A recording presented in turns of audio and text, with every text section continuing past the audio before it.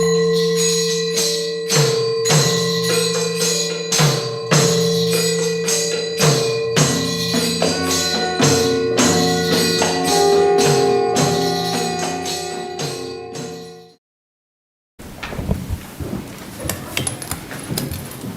morning. If any of you have come to the early morning temple in the early morning and stayed till 7:30, you will hear the chant that starts out, "Chant the name of the Lord and his glories unceasingly, that the mirror of the heart may be wiped clean." This is recited every morning in the temple. Today's topic is Japa, or Japam, whichever you want to say. The last time I spoke, I was talking about peace, and we got to the point where it was discussed that the easiest way to get peace is control of the mind. The easiest way to control the mind is repetition of a mantra. Now, repetition of a mantra is japa. So, I'd like to start with a quote of Swami Ashesananda, who was one of the first disciples of Ramakrishna. And he said, "All aspirants after self-knowledge or God realization, be they followers of the path of knowledge or the path of love, must practice meditation and repetition of the holy names. The jnani, that's the seeker through knowledge, should repeat the holy syllable Om. And the bhakta, or the devotee, the holy name of Shiva, Tara, Hari, Jesus, Buddha, and any aspect of God you relate to. But every aspirant after self-knowledge, that's self, your inner self, or God realization, must have constant remembrance. The chief means of doing this is repetition of the holy name or word with love and reverence." So, there we are. We could quit now and everyone could just sit and do Japam. Okay? And see how you feel in a half an hour. But I imagine that wouldn't cut it, would it? So, in our tradition, we have what we call a guru, a teacher, and that guru will give us a mantra, a set phrase that we repeat as we sit to meditate. If you don't have a guru, there was a wonderful book in the bookstore, which I still call the Mantra Handbook by Eknathishwaran, and he said you could choose a mantra for yourself or a prayer that makes you feel close to God. He offered many choices. Hare Krishna, Hare Rama, the bhajan that you heard before the lecture is one of them. The St. Francis prayer, where there is hatred, let me sow love. There are many different poems or prayers that are repeated through the centuries that will offer that same kind of quieting the mind and making it controlled. However, I personally believe that it's very difficult to meditate on Om. How many of you can? What do we really have as a concept of Om? In the Bible, it says, "In the beginning was the Word, and the Word was made flesh." This is very similar to the Hindu belief because every aspect of God has what they call a seed word.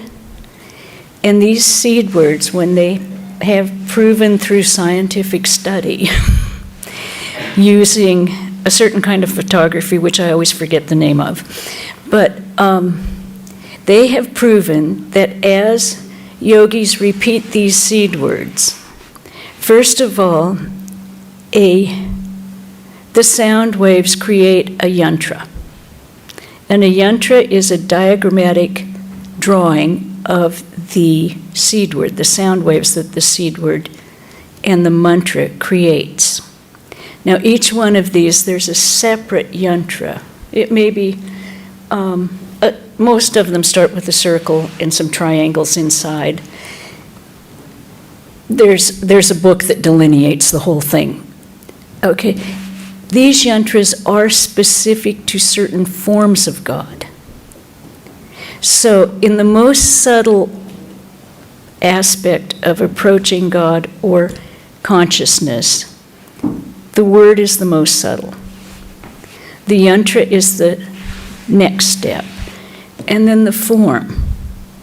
We create forms of gods and goddesses. Shortly we'll be celebrating Durga Puja, and you'll see Mother Durga sitting on a lion. We have forms of Buddha. We have forms of Jesus. Forms of Ramakrishna, things that we can visualize and concentrate on. So using that idea of visualization and concentration, that's how we can control our mind. In every religious tradition, there is a history of and a practice of repetition of God's names. In the Catholic Church, it's the Hail Marys. The Orthodox Church, there's a beautiful book called The Way of the Pilgrim, where a Russian starets goes through his entire life wandering, constantly repeating on his rosary, Lord Jesus Christ, have mercy upon me. There's another book in the Christian tradition, which I always recommend, The Practice of the Presence of God by Brother Lawrence, a soldier in the 1300s, 1500s, who went to war, got crippled, joined a monastery. His only religious practice, when I say religious practice, the only effort he made besides just working really hard in the kitchen was constantly having Jesus as his companion. And I've noticed that, probably 10 years ago, there was quite a resurgence of that, like, what would Buddha do? What would Jesus do? Books for younger people to start that practice of the presence, where everything you do, you question, well, how would they do it? What choice would they make? What choice would Buddha make? What choice would Jesus make? What choice would, whichever name of God you want, or to get even more in, if you don't relate to a form of God, then as they said in the Katha Upanishad, our choices are those with everything we encounter every day. We have two choices, one way or the other way. And in the Katha Upanishad, they delineate that as choosing between the good and the pleasant. The ones that will make you feel that you are closer to that inner divinity that we all have. And we all have that inner divinity because that is our nature. So you get up in the morning and the choice you have is, do I just stay in bed a little bit longer, close my eyes again and just rest a little more? Or do I get up and, if you already have a spiritual practice, sit down and do your morning spiritual practice? If you don't have a spiritual practice, often we have an exercise program. Get up and do it, whether you want to or not. But set some kind of a routine that helps control the mind. Every day we have those choices, the good or the pleasant. Now, being human beings, we don't always make the right choice. Sometimes with great knowledge, I am going to just turn over and go back to bed. Because we are human. It gets a little more important when we have the choice of the company we keep, the programs we're going to watch on television, the books we're going to read. Then the choice becomes a little more relevant to what we are doing with our minds. Will I watch that really violent movie because it's got lots of action, and I really like lots of action, or it has one of your favorite movie stars in it? Or will I not feed those pictures into my mind? This is a choice we can make every day. Am I going to read the latest bestseller, or am I going to read something that might be a little more uplifting? These are just choices in everyday life. Am I going to cut that person off because they're going too slow on the freeway and I really have somewhere I have to go? So, this is the kind of choices we make constantly.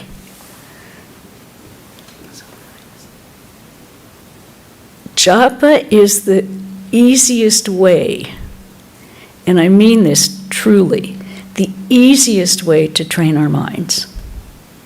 A little later in that poem, the Sri Chaitanya Prayer, it says, "No times are set, no rites are necessary for chanting of the name of the Lord." You can do it when you go for your walk in the morning. You can do it when you go for your run. You can do it when you're cooking, when you're doing almost anything. If you continue to do it, and I know this happens, it takes on its own momentum. And after a while, you will find that it goes almost automatically in the back of your mind. If you do it as you lie down to go to sleep, you start saying your mantra, and you fall asleep doing it. Well, you don't want to. That's not the best way to do it. But if you're going to sleep and you decide, I'll do my mantra and fall asleep, you'll find that you wake up with it automatically going. So the last thing you think of is the self within or the Lord. And the first thing you think of in the morning is the self within or the Lord. When the mind becomes trained like that, I'll quote Swami Prabhavananda, who said, if I can find it,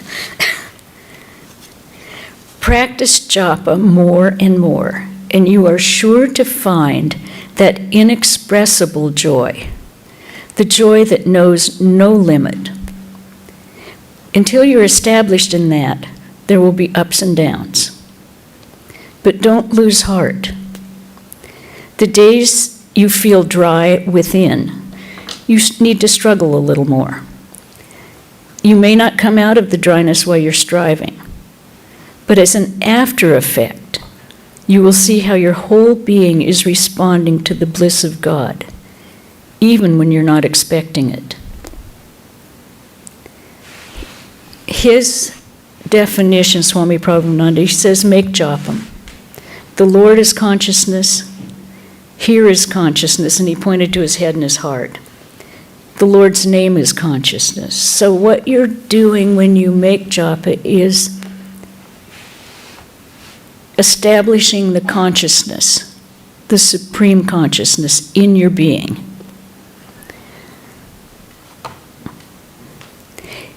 Many of us who do have a practice will notice that occasionally, as you start doing japa, when you begin, you have a great,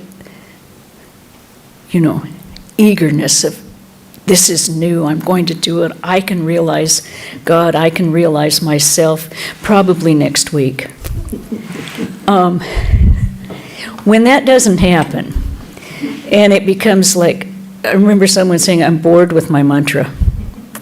Okay, yep, you can get bored. Swami Prabhavananda, who was my teacher, said, fine, keep repeating it. Ideally, repeat it with full consciousness and love with every repetition. When you get bored, do it mechanically. Because even when you're doing it mechanically, it is training your subconscious. You cannot actively train your subconscious because you're not involved with it. That's why they call it subconscious. But by mechanically repeating something, it's like constantly pouring something into a pitcher. If you start with dirty, ugly, inky water, and you start pouring clear water in, and you keep pouring it in, and you keep pouring it in, until eventually all the dirty water comes out and you're left with clear, pure water. That's what japa does to your mind and your body and your senses.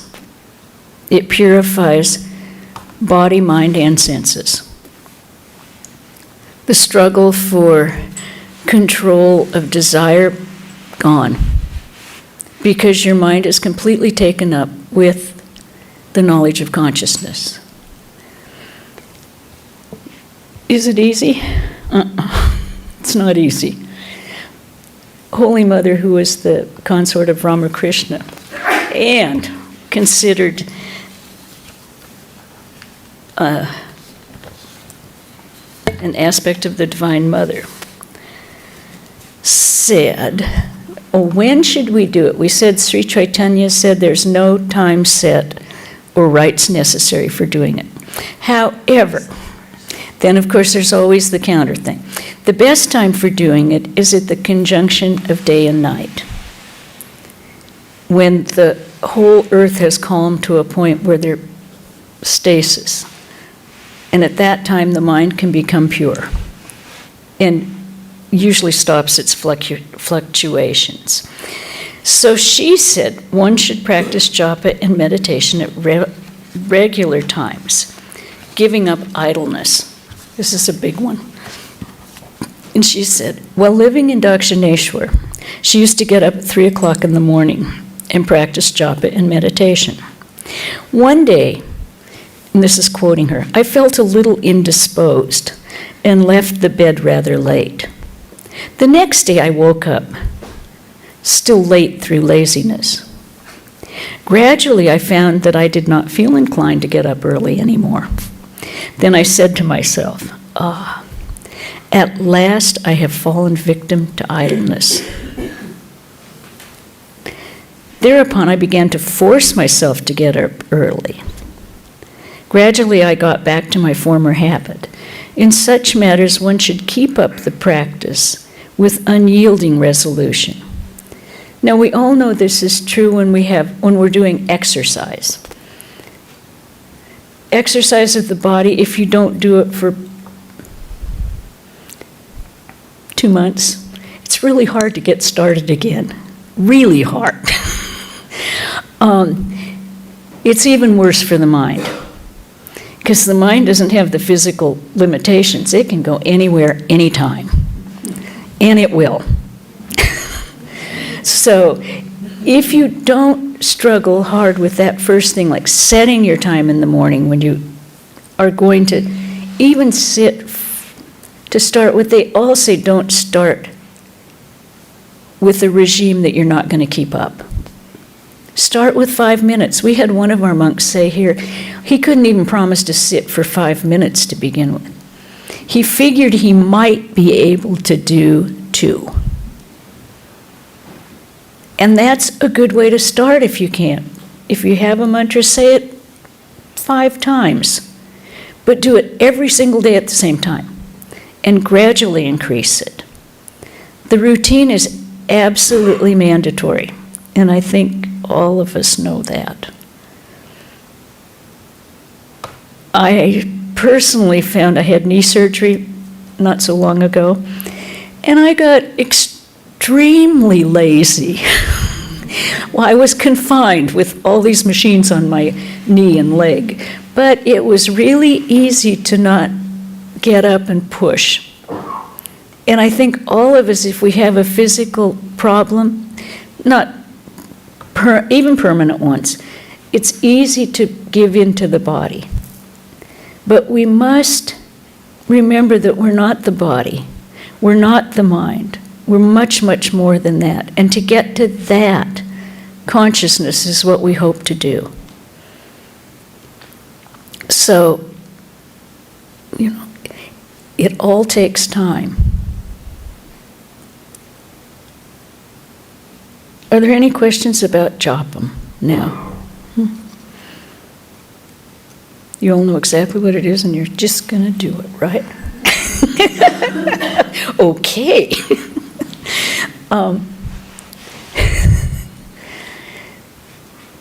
How do you get a guru? Because sometimes you need a guru to get started with Japa. Now, I know personally that many of you are Buddhists in here and have your guru. This is a good place to sit and meditate. Meditation and repetition has gone on for over 60, 70 years here. And that sets up a certain vibration, which makes it easier for your mind to get in that space. If you don't have a guru and haven't found the philosophy that appeals to you, that you think you could do, and that takes a while sometimes too. It's very much like going to college and trying to figure out what you want to study. And it took some of us a lot of time to try a lot of different things before we figured it out. Which sport I want to take up, which one I'm going to keep up. We all have these things. So yes, sometimes we go religion shopping, and you try different things, you read different books, you see which one appeals to you, which one touches your heart. And Vedanta says that's a good way. Find your own path. We say find a teacher because, like with everything that you do, having a teacher helps. I taught elementary school before I joined the convent, and I happened to see this thing that says, if you can't figure out the answer to this math problem in the next 20 seconds, you're not going to be able to help your children with their math. I saw the problem. I had no idea what they were talking about. Not even slightly. And I taught math. But things change. And I would need instructors to tell me how to do that. I think I'd be smart enough still to maybe get it. Maybe not, but I think so. But we all take advice from people who have been there and done it, so we don't have to reinvent the wheel every single day. The whole human race would kind of be sitting in the same place if we had to reinvent the wheel every day, each one of us. So find a religious instructor. Find someone that can show you how to get on the path that you have chosen. Because they're in every single church. Now, I'm not saying that they have to be in a church, but in a tradition that has historically and over the centuries survived. Because you know that if it has survived over the centuries, the core beliefs are universal. I'll put it that way. Christianity, Buddhism, Islam, Hinduism basically have the same core beliefs. There is a divinity. You are here to realize that divinity. They say it in different ways. I'm more familiar with the Christian background, but as I said in John, it says, in the beginning was the Word, and the Word was made flesh. Okay, we believe the same thing. I and my Father are one. That means that you and God are the same. Your inner nature is divine. In Islam, they have the same precepts. In Buddhism, yes, you realize the consciousness, or, as I was told one time, emptiness, but that didn't make much sense to me. We had a very good lecture here about emptiness really means fullness, and I understood it then. And I can't tell you again how it happened because it's not my path, but it is the path of knowledge. I tend to like things a little simpler because we have many ways of doing things, and we have what we call the 4 yogas. Japa is included in all of them. Japa is included in Jnana Yoga, which is the path of knowledge. It's definitely in Bhakti Yoga, which is the path of devotion. Raja Yoga is mind control, which means a great deal of japam because it will control your mind. And Karma Yoga, the path of action. Now, if you don't do japa while you're doing the action, you tend to get very attached to your actions. If you can manage to remember God or consciousness the entire time you're acting, then you do not become bound to your work. We're able to get it done, but we're not tied to it. We don't have the ups and downs of, oh my God, I didn't do it right, they're all going to hate me, oh, I did such a good job today, I know they're all going to praise me. But we don't get involved like that if we remember consciousness and God, or God the entire time. So I can't really give you mantras to say. You have to find your teacher. When you find your teacher, you can, in our tradition, it's you talk to them, tell them what appeals to you. I can give you quotes of some of the, what they say about japam. But having a guru and having initiation, that's what they call it, is a strictly personal thing. You meet the person who can initiate you into a path of religion, and they give you individual instructions in our tradition.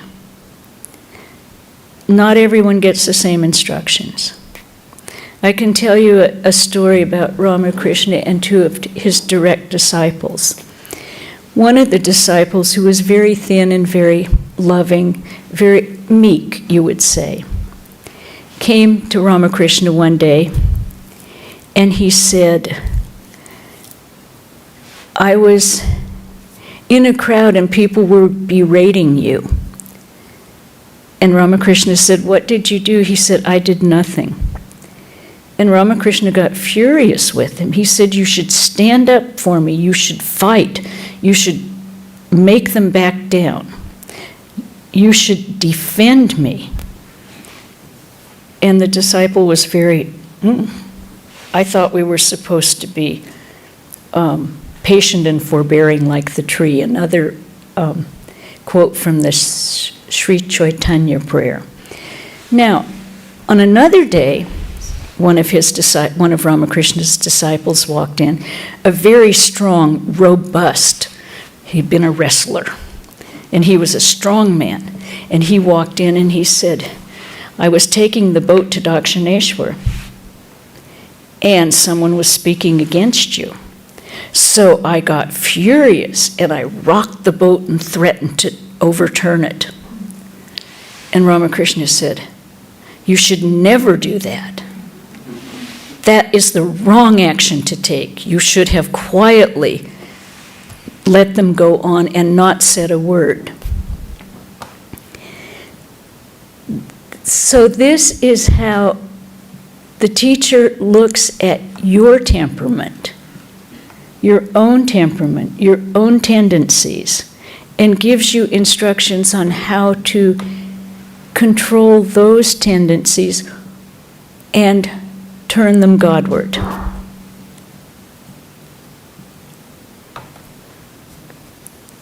Now, I'm just going to read you a few quotes about what they say, how they say this is beneficial. Why having a name to repeat or why having a mantra is important.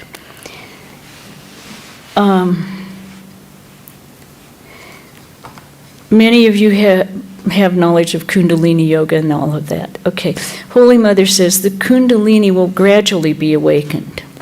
You will realize everything by the repetition of God's name. Even if the mind is not quiet, still you can sit at a place and repeat the holy name 1,000,000 times. Just try that, okay? As the wind removes the cloud, so the name of God destroys the cloud of worldliness. Now, when they talk about worldliness, they mean the things, the desires and habits that make us have all those we suffer highly, we have great joy, but not the kind of joy that you get when you realize your own divinity.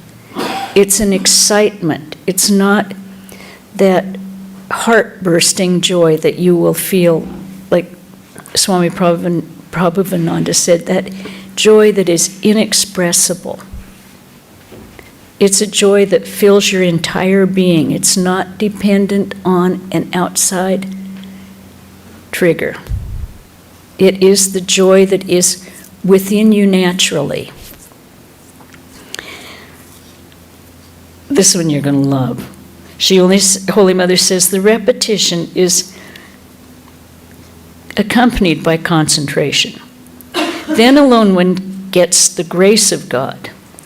One must repeat the mantra at least 15 to 20,000 times a day. Now that sounds truly daunting, doesn't it? 10,000 times a day will take approximately 3 hours. So it's not daunting. It takes up a lot of your day, but it is not daunting. You can do it and still hold a job.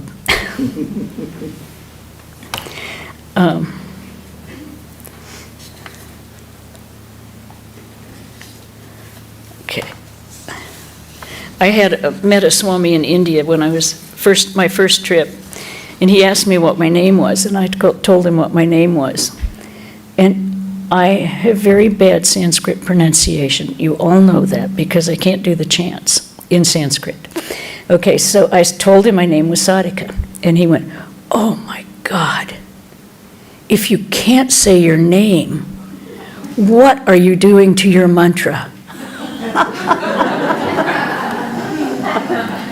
And I went, "Well, I'm doing it, so I hope God understands." And I took heart in the fact that, as Ramakrishna used to say, a child calls his father, "Da," and the father knows what the child is saying. So I took heart in that, but I'll never forget him saying, "Oh my God, what are you doing to your mantra?" Anyway.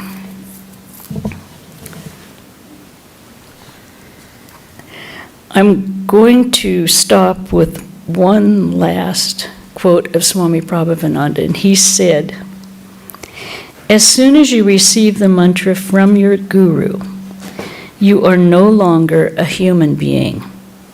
You have become God." And I think I will stop there. And Jayanti, I'll ask for some questions if you do have any. Yes. Is it important to meditate in the exact same place when meditating? The question was, is it important to meditate in the exact same place when you meditate? It's easier. Because if you set aside a place in your home or of course, come to the temple where meditation goes on. If you set aside one place, one chair, one corner, then every time, the more you meditate there, your mind will automatically be drawn every time you go there. And you don't have to work so hard to get into the space where you're ready to be quiet. So in that way, it's important. But it's not absolutely necessary. That's what makes, I'll say, Japam easier. You can sit in the airport and do Japam. That purifies yourself and actually the people around you. There was another question. Can I ask my Swami to be a guru for me? Can you ask your Swami to be a guru? Yes, can you ask a Swami to be a guru? Yes, you can. Now, in our particular order, they have a tradition that only the president and the vice presidents of the order in India can give mantras. However, all of the heads of the centers outside of India are also given permission to initiate people with mantras. So in our society, it would be Swami Sarada Devi. But yes, you can.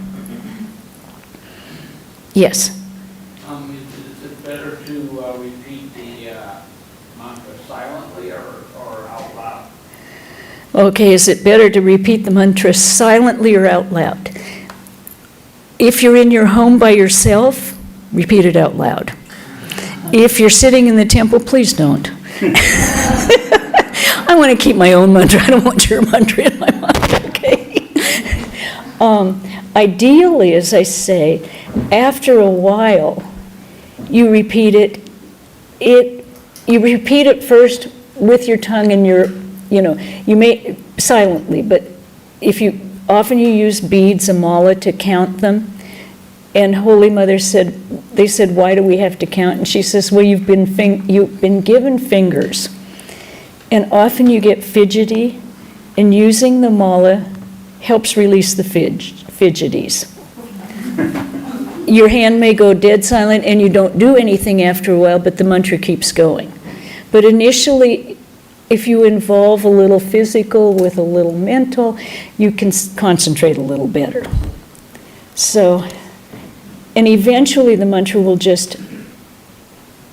you won't have to do anything, make any effort, and it'll kind of just be there all the time. Any other question? Yeah. Once given a mantra by your guru, can you supplement it with another one throughout the day, or should you just use that one as your japa? Well, can you supplement your mantra? You can if you talk to your guru. As someone said, do what your guru says, don't edit. Follow their instructions and don't add or subtract anything without talking to them. Often, not often, but sometimes, people have gotten one mantra and they are suddenly drawn to someone else, another aspect of God, and in talking to their guru, they may have the mantra for that aspect of God added to their mantra. But you have to talk to your guru. And if your guru is gone, then you can, what they have are what we call upagurus. When your original guru is gone, you may talk to another holy man and find out if where you're going is the right thing for you. Because our gurus don't live in the body forever. It's a sad thing, but they really don't. But they're always with us. So,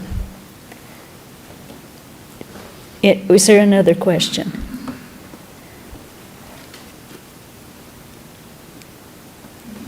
Okay then, Jayanti. Purnamada Purnamidam Purnat Purnamudachyate Purnasya Purnameva Vashishyate. Om Shanti Shanti Shanti. Okay. Filled with Brahman are the things we know. Filled with Brahman are the things we Filled with Brahman are the things we see. Filled with Brahman are the things we see not. From out of Brahman floweth all, yet Brahman remains the same. Om, peace, peace, peace be unto us all.